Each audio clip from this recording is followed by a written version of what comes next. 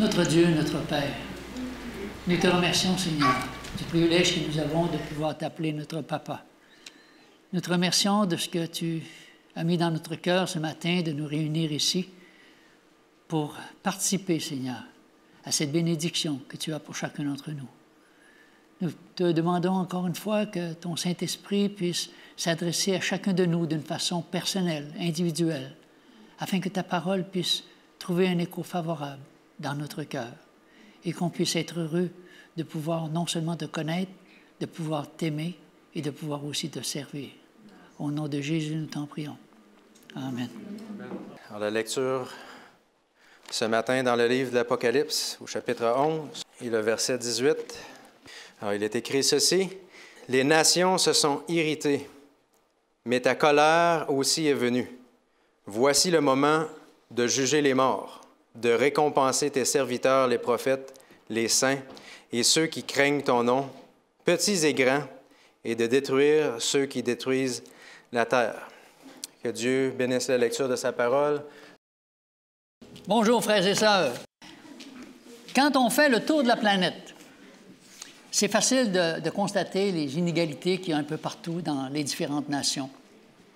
On trouve de tout, mais pourtant, il y a une chose qu'on retrouve partout, c'est la souffrance et la misère. Peu importe que les gens soient riches ou pauvres, on retrouve toujours cette souffrance-là. Nous, les humains, on est faits pour aimer puis être aimés. Et pourtant, c'est tellement difficile quand on arrive face à la réalité. Présentement, il y a un souci qu'on remarque un peu partout sur la planète. C'est la détérioration rapide de nos écosystèmes, les effets de la pollution qui se font sentir à un degré tel qu'il y en a plusieurs qui pensent que la fin de la planète approche extrêmement rapidement, beaucoup plus rapidement qu'on avait pensé. La végétation, les poissons, l'air se meurt, la terre se meurt, elle souffre des conséquences du péché. Et bien sûr, nous souffrons aussi à cause de tout cela, parce que nous vivons sur cette terre-là. C'est comme si on serait sous une espèce de respirateur artificiel. On pourrait lire un premier texte dans Romains, chapitre 8, à partir du verset 19. « Aussi la création attend-elle avec un ardent désir la révélation des fils de Dieu, car la création a été soumise à la vanité, non de son gré, mais à cause de celui qui l'y a soumise, avec l'espérance qu'elle sera aussi affranchie de la servitude de la corruption, pour avoir part à la liberté de la gloire des enfants de Dieu. Or, nous savons que jusqu'à ce jour, la création tout entière soupire et souffre les douleurs de l'enfantement. Et ce n'est pas elle seulement, mais nous aussi qui avons les prémices de l'Esprit. Nous aussi, nous soupirons en nous-mêmes en attendant l'adoption, la rédemption de notre corps, car c'est en espérance que nous sommes sauvés. Or, l'espérance qu'on voit n'est plus espérance. Ce qu'on voit, peut-on l'espérer encore? Mais si nous espérons ce que nous ne voyons pas, nous l'attendons avec persévérance. De même, aussi, l'Esprit nous aide dans notre faiblesse, car nous ne savons pas ce qu'il nous convient de demander dans nos prières, mais l'Esprit lui-même intercède par des soupirs inexprimables, et celui qui sonde les cœurs connaît quelle est la pensée de l'Esprit, parce que c'est selon Dieu qu'il intercède. Alors, le Seigneur est en train de dire que les chrétiens souffrent, parce que la terre souffre, on habite sur cette terre-là, et on subit toutes les conséquences de cette souffrance-là. Mais Dieu nous dit qu'on attend une pleine restauration, non seulement de la planète, mais une restauration complète de tout notre être aussi. On constate comment est-ce que l'humanité est en train de souffrir présentement à cause de la COVID. C'est toute la Terre qui est impactée avec cette histoire-là. Mais nous, on attend une guérison totale de cette Terre, une restauration et la restauration de nous aussi. Vous savez, les êtres humains sont très, très intelligents. Quand on regarde tout ce que c'est qu'on fait présentement, quand on regarde la science, c'est incroyable de voir l'intelligence que les êtres humains peuvent manifester. Et ça, dans tous les domaines. Mais l'être humain, sans sagesse, réalise qu'après toutes ces belles inventions, qu'on est en train de détruire la planète. On fait des choses extraordinaires, puis après on dit « Ah, regardons ça, ça a conséquences, il y a ci, il y a ça, et ça ne finit plus. » Et on s'aperçoit qu'à chaque fois, on se met les pieds d'un plat. On réalise, on a des grandes réalisations, mais ça va mal. Alors, les choix qu'on fait contribuent aussi à la détérioration de notre environnement. Ces usines polluantes, ces millions de voitures qui circulent jour et nuit, la déforestation, la pollution de nos eaux. On constate la disparition de milliers de poissons, cette fonte des neiges qui risque non seulement de la montée des eaux, mais la disparition de bien des animaux. Alors, oui, on est intelligent, mais on dirait qu'on détruit. Et plus qu'on est intelligent, plus que la destruction est rapide. L'intelligence sans la sagesse, c'est rien. Cependant, quand on regarde au niveau de la morale, c'est encore pire. C'est une vraie catastrophe.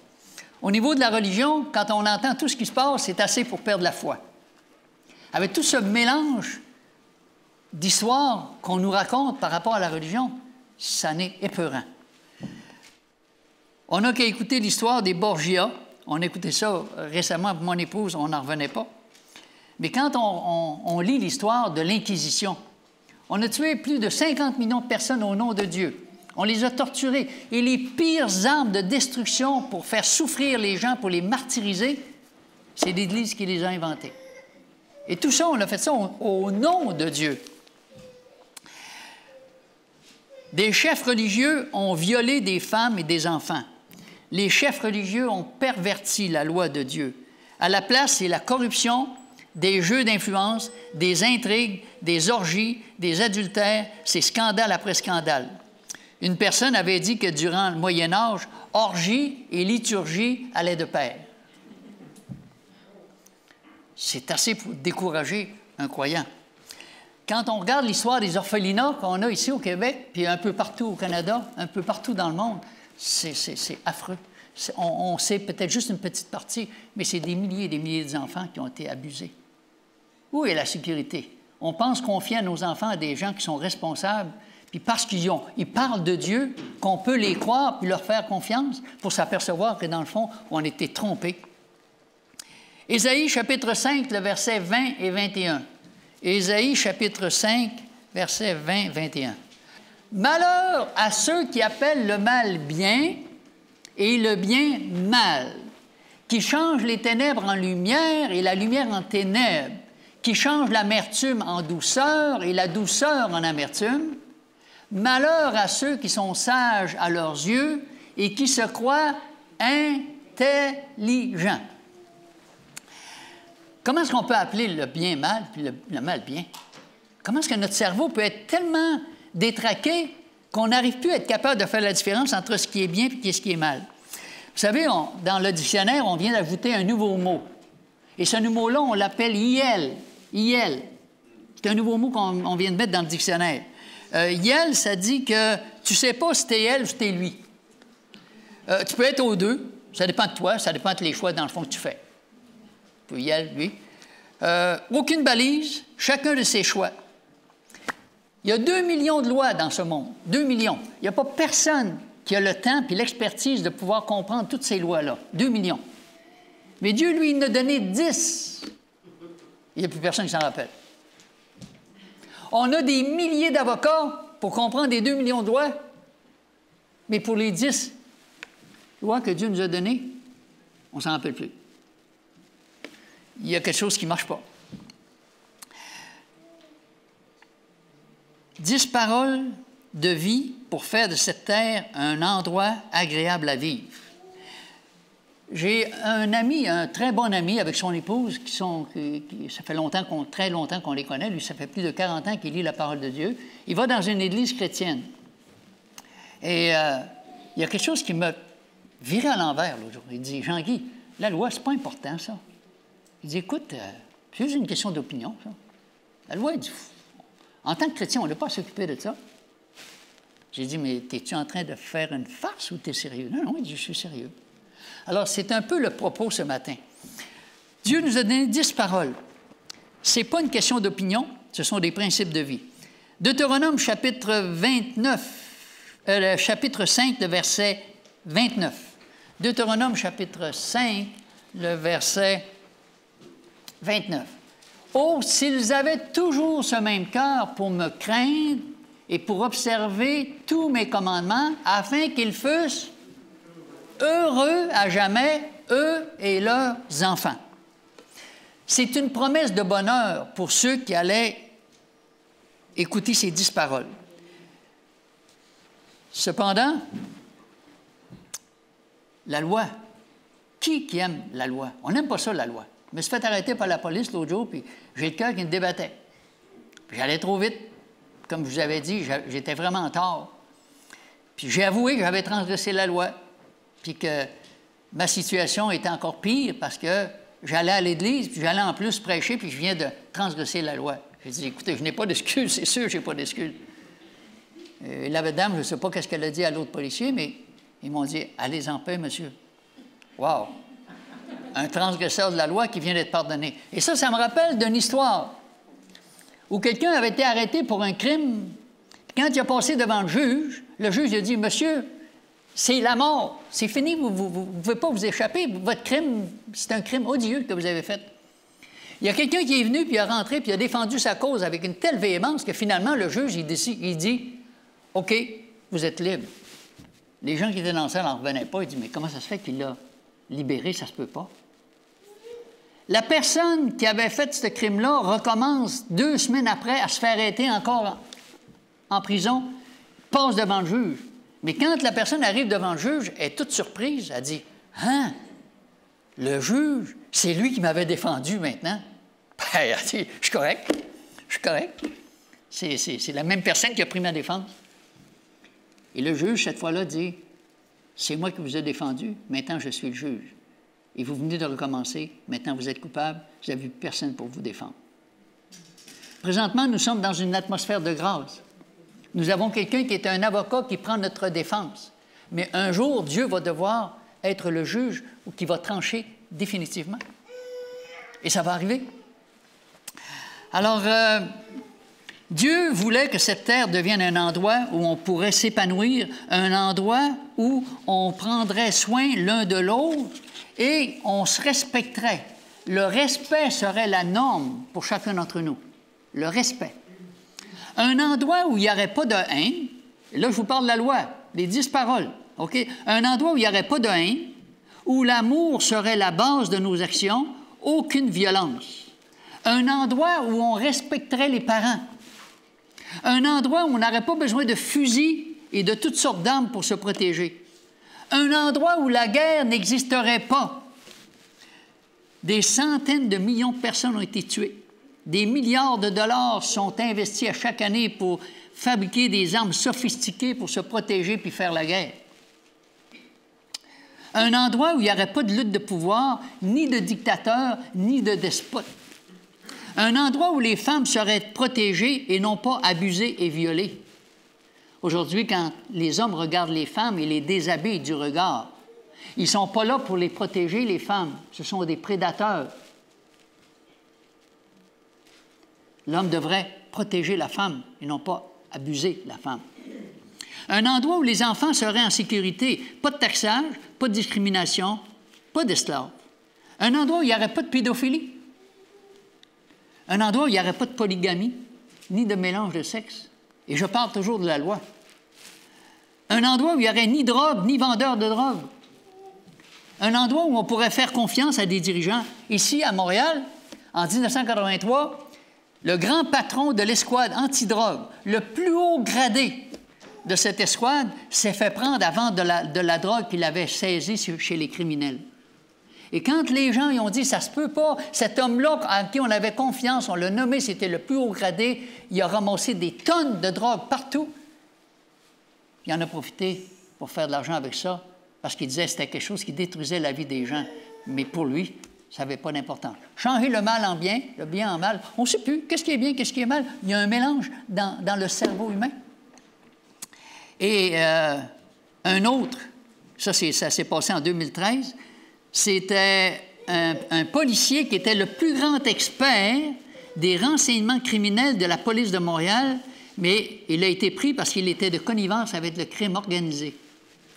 Comment un homme qui faisait la fierté de la police de Montréal, qui était cité comme un exemple incroyable partout dans le monde, a-t-il pu aider ceux qu'il tentait d'arrêter, et ce, pendant plusieurs années?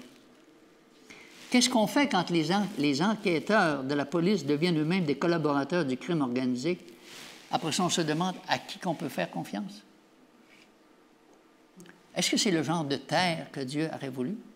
Est-ce qu'on n'a pas mis de côté cette loi qui devrait nous protéger de toutes ces calamités et de toute cette souffrance.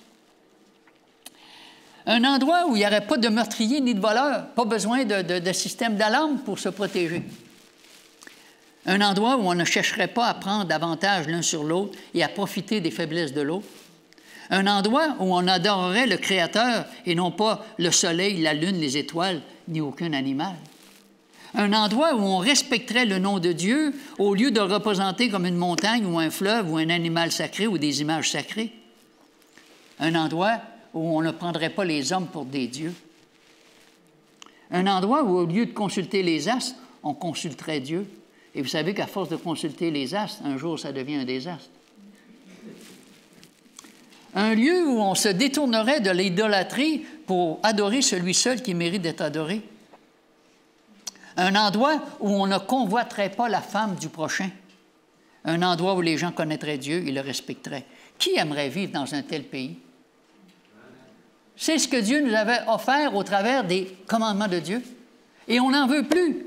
Il y a quelque chose qui ne marche pas chez l'être humain. Cette loi d'amour devait protéger les humains et devait faire de cette terre un endroit vivable. Maintenant, on a l'impression que c'est une terre qui est invivable, une terre de misère, où Dieu constamment doit intervenir dans les affaires de ce monde pour nous aider à nous dépêtrer, puis à nous montrer qu'il y a encore un Dieu qui est là, qui veille sur nous, comme l'histoire que Yannick nous a racontée ce matin. Dieu s'est déguisé comme un ange, puis il vient pour montrer la voie, pour dire, il y a un Dieu qui existe encore. Et cette femme-là, son cœur a été touché. Malheureusement,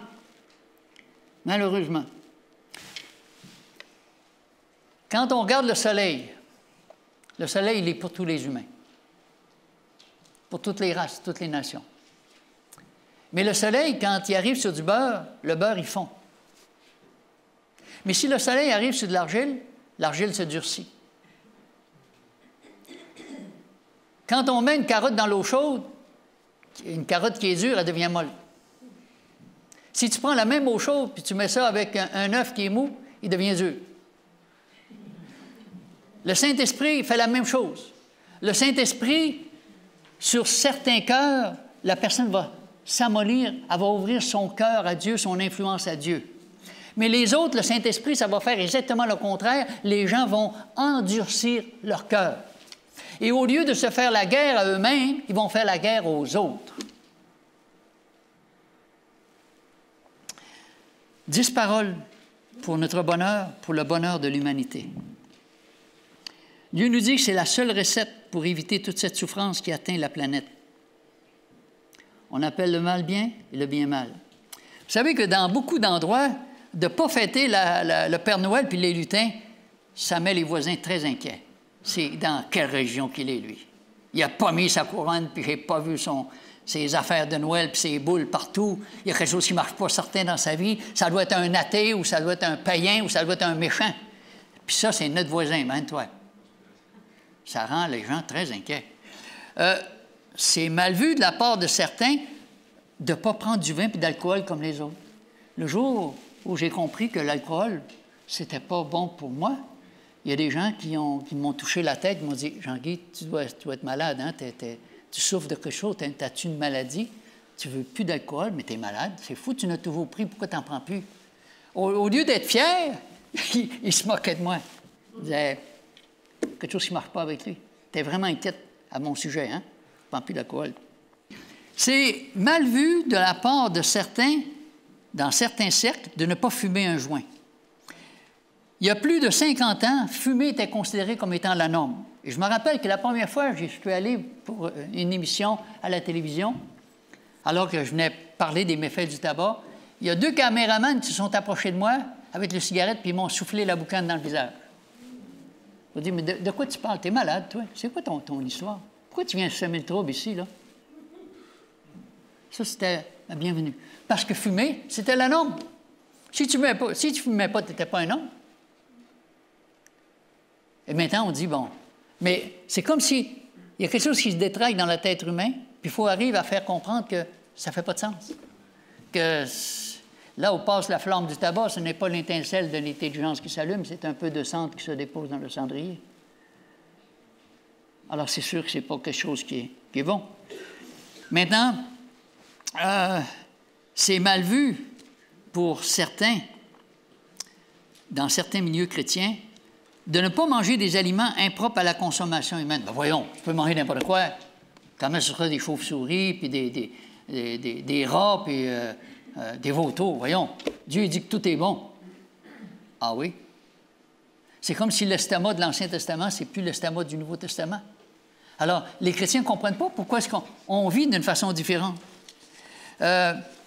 Si vous ne fêtez pas la fête des lapins, les gens vont vous trouver vraiment bizarre. Ça, c'est la fête de Pâques, hein?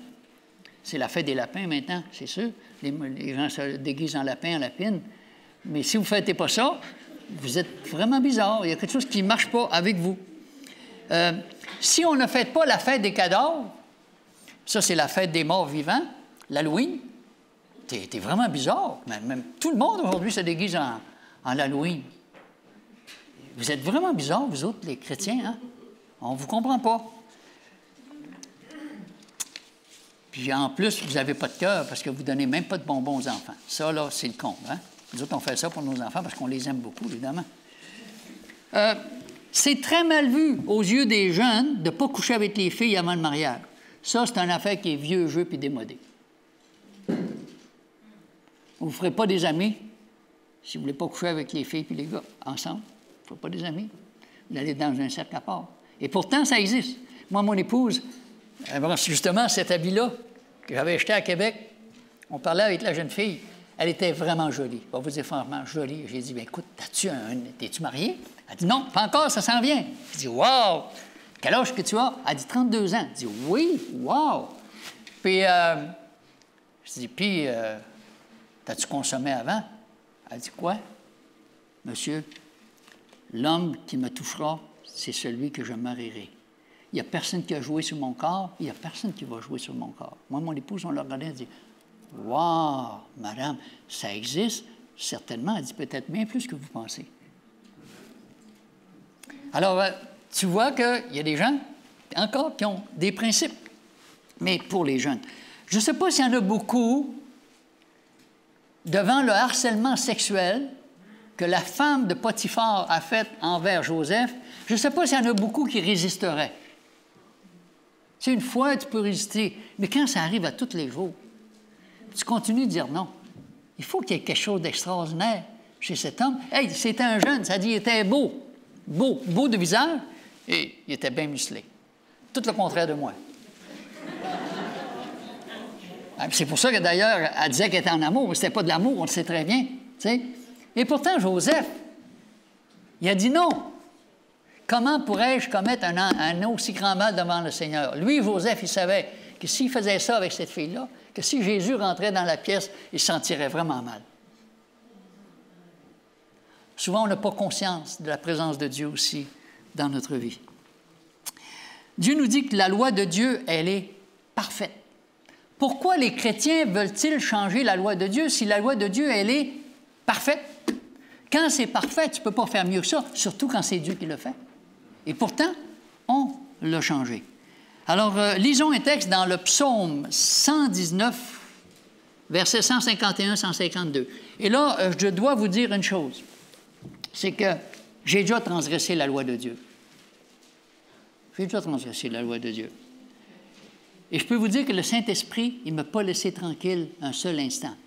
Le Saint-Esprit m'a harcelé d'une façon continuelle. Jean-Guy, tu n'es pas correct. Je suis entré en guerre contre moi-même et je vous dis que ça n'a pas été facile. Mais je priais, Seigneur, donne-moi la victoire. Il faut que tu me donnes la victoire. Alors, on est tous tentés de différentes façons, de différentes manières, parce que le Saint-Esprit cherche toujours à nous ramener dans le droit chemin. Parce que c'est la voie du bonheur. Alors, psaume 119, 151, 152, ça dit quoi? Tu es proche, ô Éternel. Jésus revient? Jésus revient. Il faut que Jésus revienne pour mettre un terme au mal, à la souffrance. Et tu es proche, ô Éternel. Et tous tes commandements sont des mensonges. Tous tes commandements sont une opinion. Comment? Sont la vérité. Tu es proche, ô Éternel, tes commandements sont la vérité. Dès longtemps, je sais par tes préceptes que tu les as établis dans l'Ancien Testament. Pour toujours. C'est Dieu qui doit trancher. C'est pas ce que les êtres humains ou les chefs religieux ou notre Église doit dire. On doit suivre ce que la parole de Dieu nous dit. Ces commandements ont été établis pour l'éternité. Ils dureront à jamais. C'est la voie du bonheur. C'est ce que Dieu voulait faire pour cette humanité. Alors, pourquoi certains théologiens chrétiens disent que la loi est abolie, alors que Dieu dit que la loi, elle est parfaite? Certaines religions observent 8 lois. Certaines religions n'observent aucune loi. Ceux qui observent 8 lois, ils gardent les icônes et les statues comme vénération, ainsi que le dimanche. Mais d'autres, ils gardent le dimanche, mais il n'y a pas de statue. Mais il y en a une qui observe les 10 commandements, incluant le sabbat. Et ça dit que le diable, dans Apocalypse chapitre 14, verset 12, que le diable va faire la guerre à un reste, une Église qui est un reste, qui observe les commandements de Dieu. Les commandements de Dieu, c'est... Tu n'as pas besoin de toutes les transgresser, là. Juste d'en transgresser une, c'est fini. Vous savez pourquoi? Si vous avez une tour comme ça, puis vous êtes en sécurité dans la tour, puis il y a 10 pas, puis les lions sont tout alentour, puis ils voudraient te manger, même si tu n'es pas gras. Puis là, tu as le malheur d'ouvrir une porte. Est-ce que vous allez être en sécurité en dedans? Pourtant, les 9 autres sont fermés. Rouvrez la voie à une, et puis vous êtes plus en sécurité. On est sous le contrôle d'un ennemi. Et c'est ce que la parole de Dieu nous dit dans l'Épître de Jacques. Ça dit, si on transgresse un commandement, on les transgresse tous, parce qu'on fait rentrer l'ennemi, et on n'est plus en sécurité. Oui, la loi de Dieu est parfaite. Dans l'Ancien Testament, on avait compris que la loi, elle était primordiale. Mais le diable a poussé les dirigeants religieux à mettre l'accent sur la loi et sur le sabbat. Vous vous rappelez quand Jésus est venu? Jésus savait c'était quoi le sabbat. Les Juifs le savaient aussi. Mais eux, c'était un sabbat sans amour. Un sabbat, c'était un club spécial, un club sélect, où ici, on garde le sabbat. Mais de Jésus, on n'en veut pas. Parce que nous, on est saints.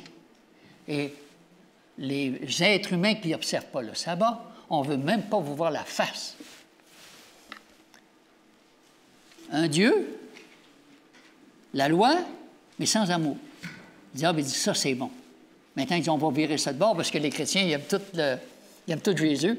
On va mettre Jésus. Jésus, Jésus, le plus grand nom, glorieux Jésus. Tout le monde chante Jésus.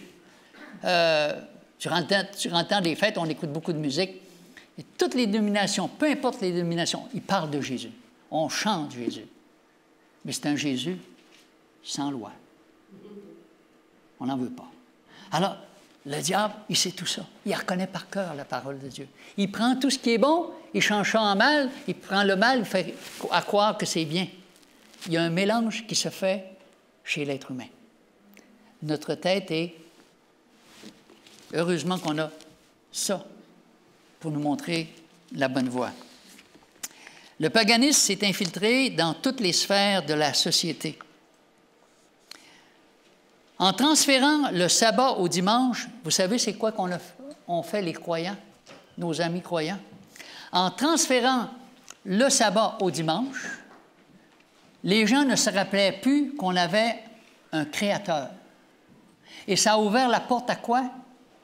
À l'évolution. Si on avait toujours gardé le sabbat comme Dieu nous avait dit, jamais que la théorie de l'évolution serait apparue sur notre planète. Les gens auraient tout dit, « Hey, voyons. Écoute, le sabbat, ça nous dit qu'on a un créateur. Ça se peut pas, il n'y a pas d'évolution là-dedans. » Alors, les chrétiens ont été, entre les mains de l'ennemi, des gens qui ont permis que ce jour saint devienne le jour du soleil, permettant ainsi à Darwin d'échafauder sa théorie sur l'évolution. Et c'est comme ça que l'ennemi essaie de mélanger les cartes puis de nous emmener dans des faux sentiers. La loi, ce n'est pas une question d'opinion. L'institution papale, l'institution du dimanche est une institution papale. Ce n'est pas une institution qui vient de Dieu. Et ça dit que pendant l'éternité, chaque être humain, on devra se prosterner devant Dieu, dans Isaïe 106, à chaque sabbat. C'est-tu marqué à chaque dimanche? Non. C'est marqué, à chaque sabbat, toute chair viendra se prosterner devant Dieu pour l'éternité. Et on voudrait l'enlever? Ça n'existe plus.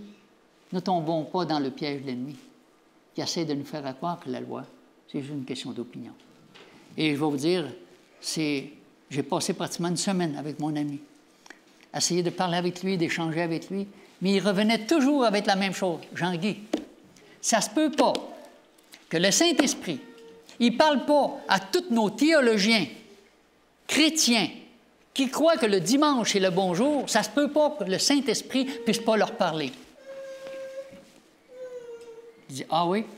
Et c'est là qu'on revient avec le Saint-Esprit et le soleil. Le soleil, s'il tombe sur du beurre, tu vas fondre. Si tu tombes sur de l'argile, ça ne tombe pas dans un bon cœur, ça va durcir.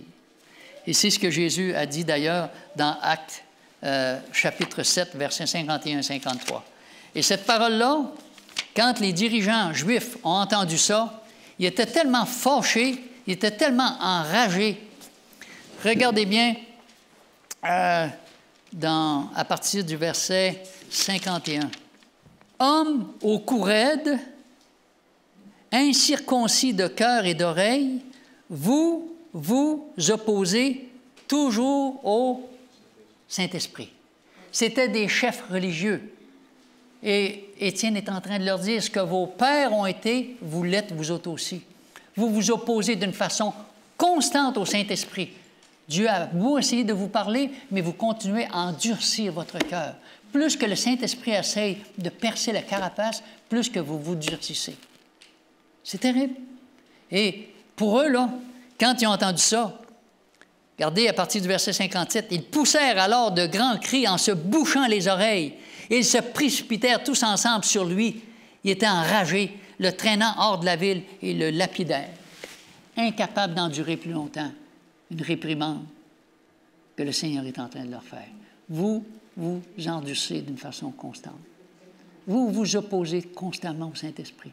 Alors ne soyons pas surpris, même si ceux qui prononcent le nom de Dieu, qui vont à l'Église, puissent continuer à endurcir leur cœur, même si Dieu essaye de leur parler. Et que Dieu nous donne un cœur ouvert à son influence. La loi n'est pas une opinion. Et je termine avec Ecclésiaste, chapitre 12, le verset 15. C'est Ecclésiaste qui dit « Écoutons la fin du discours. » Vous savez, la Bible, c'est tout un discours, hein? « Écoutons la fin du discours. Crains Dieu et observe ses commandements. C'est là ce que doit faire tout homme. » On pourrait parler tellement longtemps, mais Dieu, il résume ça dans quelque chose de tellement simple et précis. Écoutons la fin du discours. Crains Dieu et observe ses commandements. C'est le même message qu'on retrouve dans Apocalypse, chapitre 14. Craignez Dieu et adorez celui qui a fait le ciel, la terre, la mer et les sources d'eau. C'est le même message. C'est un message qui doit être proclamé à toute nation, toute tribu, toute langue. Chacun aura une décision à prendre et chacun devra porter les conséquences de ses propres choix. Que Dieu nous bénisse et que Dieu nous aide encore une fois à comprendre que la loi, ce n'est pas quelque chose de restrictif, mais Dieu l'avait donné pour le bonheur de l'humanité, afin qu'on puisse prendre soin des uns des autres, qu'on ne puisse pas prendre avantage les uns des autres, qu'il n'y ait pas de ségrégation, qu'il n'y ait pas d'inimitié entre nous, qu'il n'y ait pas toutes sortes de magouilles, mais qu'on puisse vivre en harmonie les uns avec les autres et en harmonie avec Dieu. Que le Seigneur bénisse chacun d'entre vous. Alors, nous allons écouter un chant ce matin, si vous voudrez, un chant spécial. T'es prêt, Léo? Veux-tu qu'on ferme les lumières? On pourrait fermer les lumières, s'il vous plaît, oui.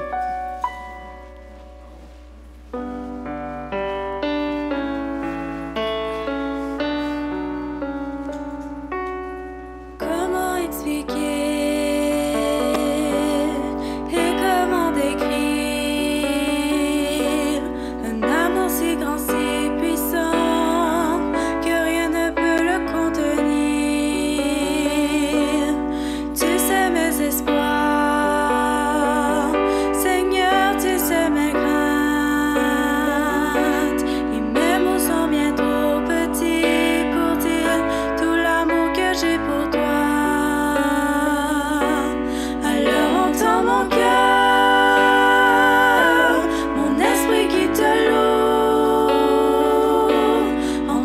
chant d'amour d'un enfant racheté.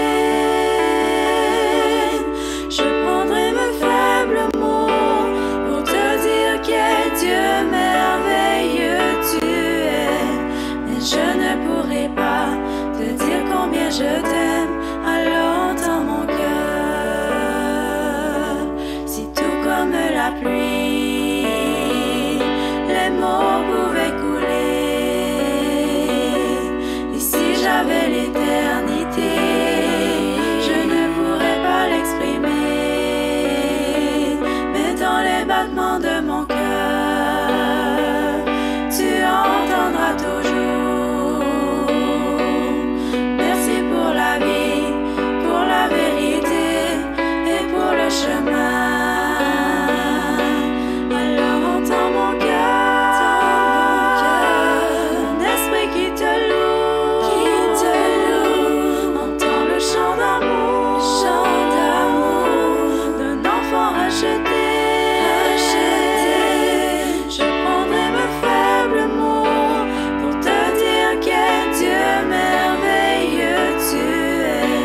Mais je ne pourrai pas te dire combien je t'aime. Alors entends mon cœur.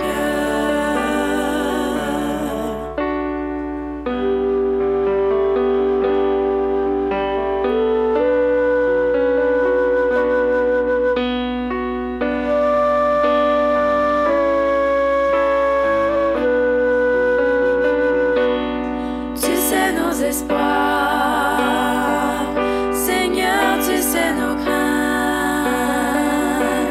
Et nos mots sont bien trop petits pour dire tout l'amour que nous avons. Alors entends nos cœurs, nos esprits qui te louent. Entends le chant d'amour, de tout est racheté. Nous prendrons nos faibles mots pour te dire quel Dieu merveilleux tu es. Non, nous ne pourrons pas te dire tout notre amour. Alors entends nos cœurs. Non, nous ne pourrons pas te dire tout notre amour. Alors entends nos cœurs.